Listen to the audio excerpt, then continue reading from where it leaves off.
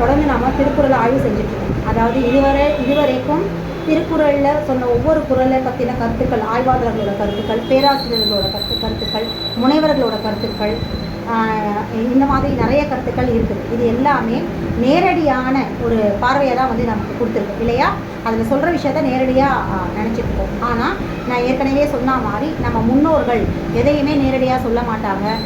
ஒரே ஒரு விஷயத்தில் அவங்க சொல்கிற ஒரு வாசகம் 2 விதமான தத்துவங்களை வந்து கொண்டிருக்கும். ஒன்று உடல் அறிவியல், இயற்கை அறிவியல், இன்னொன்று வாழ்வியல் தத்துவம். இது 2த்தையுமே கொண்டது தான் நம்ம முன்னோர்களுடைய ஒவ்வொரு வாசகமும் அதை தான் அறிவுறுத்துது. ஸோ மனித குலத்திற்கு அவங்க ஏதாவது எழுதி வச்சுருக்காங்க, எதையாவது குறிப்பிட்டு சொல்கிறாங்க அப்படின்னா அது கண்டிப்பாக வாழ்வியல் தத்துவமும் உடல் அறிவியல் தத்துவமும் நிச்சயமாக அதுக்குள்ளே புரிஞ்சிருக்கும். ஆனால் அவங்க சொல்கிற நேரடியான விஷயங்களை வெறும் வாழ்வியல் தத்துவங்களை மட்டும் புரிஞ்சுட்டு அதுக்கு பின்னாடி இருக்கிற உடல் அறிவியல் தத்துவத்தை வந்து நம்ம வந்து கவனிக்காமல் விட்டோம். அந்த அளவுக்கு நுட்பமாக வந்து நம்ம கவனிக்கிறது இல்லை. ஸோ ஏன் நுட்பமாக கவனிக்கிறது இல்லைன்னா, உடல் அறிவியல் அப்படிங்கிற விஷயத்தில் நம்ம இன்றைக்கி ஆங்கில மருத்துவத்தோடைய டிபெண்ட்டாக ஆகிடும். ஸோ ஆங்கில மருத்துவம் சொல்கிற உடல் அறிவியலையே நம்ம அதையே நம்ம வந்து தெரிஞ்சு வச்சுருக்கிறதுனாலையும் அதை பற்றின நாலேஜ் இருக்கிறதுனால நம்ம முன்னோர்கள் இயற்கையை உணர்ந்து இயற்கையோட வழியாக உடல் அறிவியலை புரிஞ்சு வச்சுக்கிட்டு இந்த தத்துவத்தை நம்ம வந்து இங்கே கவனிக்க தவறிடும். ஏன்னா அது நம்மளுடைய அறிவுகளை வந்து எட்ட மாட்டேங்குது.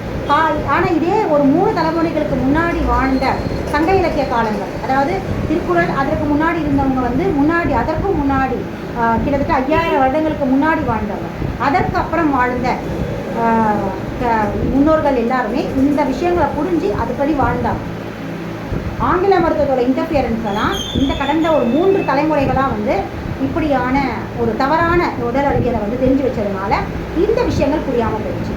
இந்த தத்துவங்கள் திருக்குறள், அப்புறம் ஔவையாருடைய பாடல்கள், அப்புறம் வந்து புறநானூறு, அகநானூறு, அப்புறம் வந்து ஐம்பெரும் காப்பியங்கள், அப்புறம் வந்து ராமாயணம், மகாபாரத இதிகாசங்கள், காப்பியங்கள் எல்லாமே சொல்கிற விஷயங்கள், கதைகள், நாட்டார் வழக்கு கதைகளாக இருக்கட்டும், நாட்டார் வழக்கு கதைகள் இல்லை, அதற்கு முன்னாடி இருந்த சங்ககால கதைகளாக இருக்கட்டும், புராண கதைகளாக இருக்கட்டும், எல்லா விதமான கதைகளும் ஆன்றோர் மொழிகளும் என்ன அப்படின்னா அது எல்லாத்தையும் பிரதிபலிக்கிறது தான் நாட்டார் வழக்கு ஒப்பாரி பாடல் முதற்கொண்டு, இல்லை நாட்டுப்புறத்தில் வந்து ஒரு வயசான பாட்டி ஒரு பழமொழி சொல்கிறதுலேருந்து சாதாரணமாக பேச்சு வழக்கு மொழியிலேருந்து எல்லாமே எதை பிரதிபலிக்குது அப்படின்னு பார்த்தீங்கன்னா இந்த சங்க காலத்தில் இருந்த காப்பியங்களையும் தான் பிரதிபலிக்குது.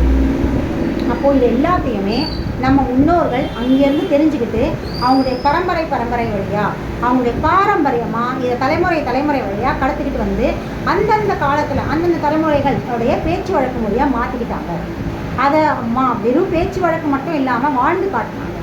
நம்ம கிராமப்புறங்களில் இருக்கிற பாட்டிங்களை போய் பாருங்களேன், சாதாரணமாகவே பேச மாட்டாங்க. எப்போ பேசினாலும் ஒரு பழமொழியோ இல்லை ஒரு பாடலையோ இல்லை ஏதோ ஒரு விஷயத்தை பூடகமாக வச்சுக்கிட்டு தான் அவங்க பேச்சே இருக்கு.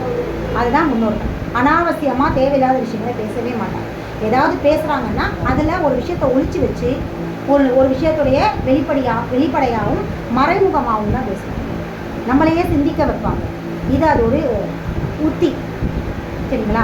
ஸோ இந்த 3 தலைமுறைகளாக தான் அந்த புரணி பேசுகிறதுலேருந்து தேவையில்லாத பேச்சுக்கள் பேசுகிறதுலேருந்தும் நேரடியாக பேசுகிறதுலேருந்தும் இந்த மாதிரி நேரடியாக எதை சொல்கிறதா நேரடியாக திட்டுறது, சபிக்கிறது, இந்த மாதிரியான விஷயங்கள் எல்லாமே இந்த ஒரு 3 தலைமுறைகளாக தான் வந்து ஆங்கில மருத்துவத்துடைய ஆதிக்கம் இந்தியாவுக்குள்ளே வந்ததுக்கப்புறம் அதற்கு முன்னாடி வரைக்கும் இப்படி நாங்கள் இல்லவே இல்லை. ஸோ இந்த வகையில் இப்படியான ஒரு வகையில் தான் திருக்குறள் உடைய, ஏன்னா இந்த 3 தலைமுறைகளாக தான் இதை பற்றின ஆய்வு நடந்துக்கிட்டு இருக்குது. திருக்குறள் பற்றின ஆய்வு நடந்துருக்கு.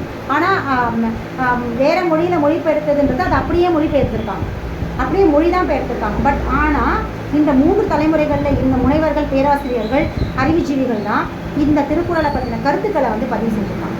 ஸோ இவங்க எல்லாருமே ஆங்கில மருத்துவத்துடைய டிபெண்டன்ஸ் அதாவது அந்த ஒரு உடல் அறிவியலை படித்தவங்க தெரிஞ்சவங்கன்றதுனால இதுக்குள்ளே புதஞ்சிருக்கிற உடல் அறிவியலை அவங்க புரிஞ்சுக்கல. வெறும் வாழ்க்கை தத்துவத்தை மட்டும் அவங்க சொன்னாங்க. அதுலேயுமே எல்லாருமே மிகச்சரியாக இருக்கும்னு சொல்ல முடியாது. இந்த உடல் அறிவியல் தான் அடிப்படை. அதை சார்ந்த வாழ்க்கை தத்துவம் மிகச்சரியாக இருந்தால் மட்டும்தான் அதை எடுத்துக்கணும். ஸோ இந்த அடிப்படையில் எப்படி தீயினால் சுட்டக்கும் உள்ளாரும் மாறாதை பற்றி சொன்னேன் இல்லையா, அது வந்து மறைப்பொருளாக இருக்கிறது எதை பற்றி அப்படின்னு பார்த்தீங்கன்னா அல்சர் பற்றினா அல்சர் எப்படி உருவாகும், குடற்புண் எப்படி உருவாகும்ன்ற சொல்கிறது தான் அந்த அந்த ஒரு திருக்குறள். ஆனால் அதோடைய வெளிப்படுறது எப்படின்னா மற்றவங்களோட மனசை காயப்படுத்தக்கூடாது, மனசில் சொல்லால் படுத்துகிற அதாவது நேரடியாக படுத்துகிற அடி உதை இந்த மாதிரியான காயங்களை விட நம்ம வாக்காலையும் சொல்லாலையும் முகஸ்துதி காட்டுறோம் இல்லையா, அதனாலையும் படுத்துகிற காயங்கள் ஆராதனன்றது நேரடியான ஒரு கருத்து. ஸோ இது வாழ்வியல் தத்துவம். அது குடற்பொன் அப்படிங்கிறது மறைமுகமானது. அதே மாதிரி இன்றைக்கு ஒரு திருக்குறளை பற்றி நம்ம பேசலாம். என்ன அப்படின்னா, பகை அகத்து சாவார் எளியர், அரியர் அவையகத்து அஞ்சாதவர். இதுதான் திருக்குறள். இதில் என்ன சொல்கிறார் திருவள்ளுவர்னா, 2 பேரை பற்றி சொல்கிறார். ஒன்று எளியர், அரியர். யாருன்னா பலகீனமானவங்க, பலமானவங்க. எதில் பலகீனமானவங்க, பலமானவங்க அப்படின்னா இந்த திருக்குறளோட, அதாவது பலம் பலகீனம் ரெண்டுமே உடல் மனம் ரெண்டுத்தையும் சார்ந்தது இல்லையா. அப்போது இந்த திருக்குறள் உடல் பற்றி பேசணும். மனம் பலகீனமானவங்க பலமானவங்க பற்றி தான் இந்த திருக்குறள். இதோடைய விளக்கம் அப்படின்னு பார்த்தீங்கன்னா என்ன சொல்கிறாங்க அப்படின்னா, அதாவது சபையில் எல்லாரும் முன்னாடியும் தைரியமாக பேசக்கூடியவங்க அவங்க தான் எல்லாத்துக்கும் பயப்படுறவங்க அதாவது பகைவர் பகை அகத்து சாவார் எளியர் அப்படின்னா பகை கொண்டவங்கெல்லாம் சீக்கிரமாக இறந்துருவாங்க. அதாவது அவையில் நிறைய பேர் இருக்கும்போது மேடையில் பேசுகிறவங்களாம் அஞ்சாதவர் அப்படின்ற ஒரு நேரடியான ஒரு விஷயத்தை தான் இங்கே சொல்கிறாங்க. இங்கே நம்ம ரொம்ப சிம்பிளாக இது மனம் சார்ந்த ஒரு திருக்குறள்ன்றதை ரொம்ப சிம்பிளாக புரிஞ்சுக்கலாம். இவங்க அவையகத்து அப்படின்னு புரிஞ்சுருக்காங்க இல்லையா. அவை அகம் அதே மாதிரி பகை அகம் அவை அகம். இந்த 2 இடத்துல அகம் சொல்லும் பொழுதே அது மனதை தான் குறிப்பிடுது. இந்த இடத்துல திருவள்ளுவர் மனம் பற்றின ஒரு மனதை பற்றின ஒரு அறிவியல் உளவியல் ரீதியான ஒரு விஷயத்தை இங்கே பேசுகிறாரு. சைக்காலஜியை பற்றி சொல்கிறது தான் இந்த திருக்குறள். அதுலேயும் குறிப்பாக சிறுநீரகத்தில் பயம் அப்படிங்கிற ஒரு விஷயம் மனசுக்குள்ளே தோன்றினா, பயம்ன்ற ஒரு உணர்ச்சி தோன்றினா அட்ரினலின் கிளான்ஸ் உடைய சுரவினால் அது எந்த அளவுக்கு கொண்டு போகும், அதாவது உயிர் சக்தியை தாங்கி இருக்கிற நீர்மூலகத்துடைய வெளிப்படுற உணர்ச்சி என்னென்னா பயம். அந்த பயம் ஏற்பட்டால் இறப்பாங்க. யார் இறப்பாங்க? மனவழகீனம் கொண்டவர்கள் அப்படிங்கிறது தான் ரொம்ப அழகாக சொல்கிறார். பகை அப்படின்னா உங்களுக்கே நல்லா தெரியும். இப்போது பணம், அதாவது பசி வந்தால் 10 பறந்து போகும்னு சொல்கிறாங்க. 10 பறந்து போகும்னா நம்ம புரிஞ்சுக்கிறோம் இல்லையா. 10னா என்னது? வெக்கமானம், சூடு, சொரணை எல்லாமே பசி அப்படின்னு வந்தால் நம்ம சுற்றி இருக்கிற யாரையுமே பார்க்க மாட்டோம். நம்ம மைண்டு உடம்புல இருக்கிற மொத்தமும் 10 உணர்வுகள், 5 புலன்கள் சொல்லியிருக்கேன் இல்லையா. 5 புலன்கள் எப்படின்னா அகம் புறம். 5 புலன்கள் வெறும் 5 தான் இல்லை, அது வெளிப்படுற 5 புலன்கள், மறைவாக இருக்கிற 5 புலன்களும் உண்டு. அதை பற்றி நான் நவராத்திரியில் உங்களுக்கு நான் சொல்லியிருக்கேன் இல்லையா. ஸோ இந்த 10ம் கவனமாக இருக்கிற ஒரே விஷயம் பசி நேரத்தை மட்டும்தான். இதே பசி இல்லாத போது நீங்கள் சாப்பிட்டு பாருங்கள், இப்படி பார்ப்பீங்க, அங்கே பார்ப்பீங்க, வேடிக்கை பார்ப்பீங்க, எல்லாத்தையும் பார்த்துட்டே சாப்பிடுவீங்க. ஆனால் பசி வந்தாச்சுன்னா நம்ம சுற்றி வெட்டுக்குத்து நடந்தால் கூட நம்ம கவனிக்க மாட்டோம். இதுதான் இந்த கவனம் நம்ம உடம்புல இருக்கிற 10 இயக்கங்களையும் ஒடுக்கி சாப்பாட்டை மட்டும் கவனிக்க வைக்கும். இதை தான் பசி வந்தால் 10ம் பறந்து போகும். இது இப்படி வச்சுக்கலாம். இன்னொன்று வெக்கமான சூடு சொரணையும் கூட பசி வந்தால் நம்ம போய் பசியோடைய அதீத நிலை போய் திருடி சாப்பிட்றதுக்கோ இல்லை பிச்சை எடுத்து சாப்பிட்ற எல்லை கூட கொண்டு போகும் அப்படிங்கிற தத்துவத்தையும் இருக்குங்க பின்னாடி. ஸோ இந்த மாதிரியான தத்துவங்கள் மறைஞ்சிருக்க மாதிரி தான் பகை அகத்து, அதாவது அகம் அப்படின்ற மனதோட பகை எதெல்லாம் இருக்குது, அதாவது காமம், குரோதம், லோபம், மதம், மாச்சரியம், பயம், வெறுப்பு, காழ்ப்புணர்ச்சி எல்லாமே எல்லா விதமான எதிர்மறையான மனதிற்கும் உடலுக்கும் எதிர்மறையான உணர்ச்சிகள் எல்லாமே பகை தான். சரி, பகைன்ற வார்த்தையில இத்தனை உணர்ச்சிகள் இருக்குது. இதில் இந்த குறள் எதை சொல்லுது அப்படின்னு பார்த்தீங்கன்னா பயத்தை பற்றி பேசுகிறாங்க. திருவள்ளுவர் பயம்ன்ற உளவியல் சிக்கலை பற்றி பேசுகிறாங்க. அதாவது இந்த இடத்துல பகைன்ற இடத்துல பயம் அப்படின்ற அகம் பயம், எதுக்கெடுத்தாலும் பயப்படுறவங்க. இதை பற்றி பாரதியார் சொல்லுவார் பார்த்துருக்கீங்களா, ஒரு தன்னுடைய பாடலில் சொல்லுவார். நெஞ்சு கொடுக்குதில்லை அப்படிங்கிற பாடலில் அஞ்சு சாவார் அவர் அஞ்சாத பொருளில்லை அவனியிலே அப்படின்னு சொல்லுவார். அதாவது எவ்வளோ அழகாக சொல்லுவார். அஞ்சு சாவார்னா பயப்படுறவங்களாம் செத்து போயிடுறாங்களா? அப்படி கிடையாது. ஒருத்தன் பயந்துட்டே இருந்தானா பார்த்துக்கோங்க. பாரதியார் திருவள்ளுவரோட இந்த குறளை பிரதிபலிக்கிறார். அப்போ அவருடைய குறள், அவருடைய இந்த வரிகளுக்கு பின்னாடியும் பெரிய தத்துவம் இருக்குது.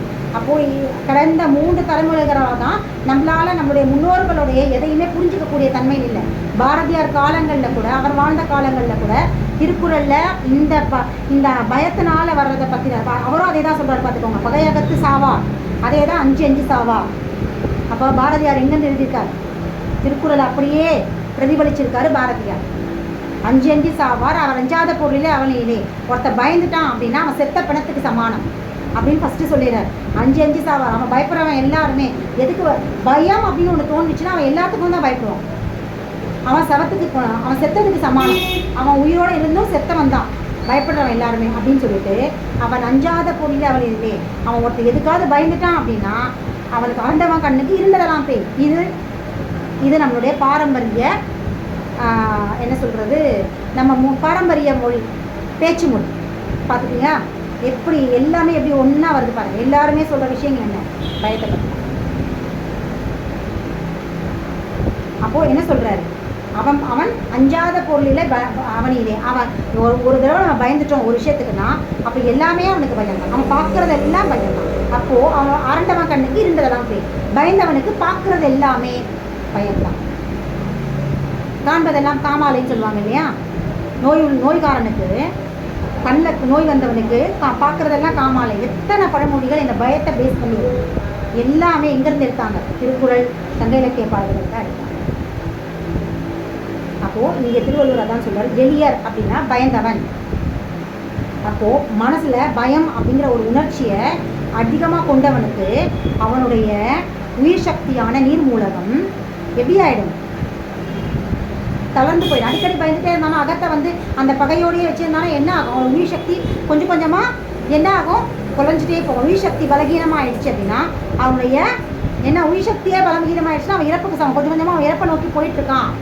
உயிர் அதுதான் அவன் பலகீனமானவன். அவன் பலகீனமாக ஆயிட்டான் அப்படின்னா அவன் இறப்பை நோக்கி போயிட்டுருக்கான் அப்படின்னு அர்த்தம். 5 சாவார். அவன் வாழான், இருக்கிறான், பட் அவன் இறப்புக்கு சமம் தான். அவன் சீக்கிரத்தில் இறந்துருவான். அடுத்து என்ன சொல்ல? பலமானவன், மனதளவில் பலமானவன், அரியர், அவையகத்து அஞ்சாதவர். அவை அப்படின்னா நம்ம என்ன நினைக்கிறோம்? மேடை அப்படி இல்லை. எப்பேற்பட்ட யாராக இருந்தாலும், எவ்வளோ பெரிய ஆளாக இருந்தாலும், அவன் எவ்வளோ பெரிய அவையிலேயே பெரியவனாக இருந்தாலும் அவன் நெஞ்ச நிமித்துக்கிட்டு எல்லாரும் முன்னாடியும் தான் சொல்ல வந்த கருத்துக்களை சொல்லியே தீவான்.